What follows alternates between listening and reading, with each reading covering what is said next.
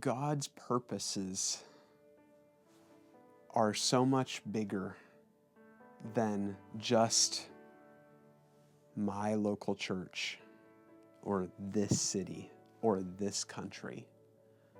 Our God is a global God, and He has plans to get glory from every tribe and nation and language and people. And now many of those languages and peoples have gathered together providentially in our city, in our neighborhood. And people from various of those languages and people groups have come to Bethlehem College and Seminary to study. But we want what we're doing here to catalyze a vision for world Christians, whether they are business people or pastors or stay-at-home moms or cross-cultural workers among the nations.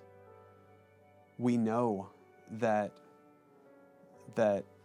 gathered around the throne will be blood-bought people from every nation. And our graduates are a part of that work on every continent to labor for the fame of Jesus and the establishment of His church in hard places.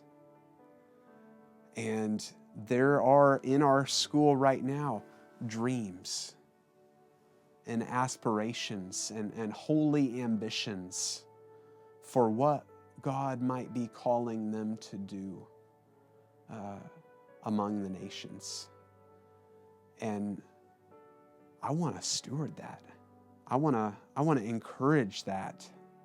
I want to keep fanning that flame. Along the way, the Lord's given me a big heart for the nations. That's why we adopted a son internationally. That's why I've taken trips regularly to various parts of the world. That's why I want to encourage my colleagues to take trips. Just this last year, we went to a number of countries to train pastors, to speak at conferences, to encourage the global church. We also require all of our seminary students to have a cross-cultural experience.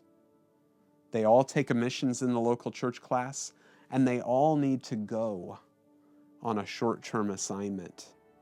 Whether they become long-term cross-cultural missionaries or God-centered, globally minded pastors, we want them to have had that experience, to know what it's like to go on a long plane flight and communicate with people cross-culturally and appreciate the work that God's doing around the nations. So I love the outsized impact that our little school is having around the world, and I pray will continue to have for years and decades to come.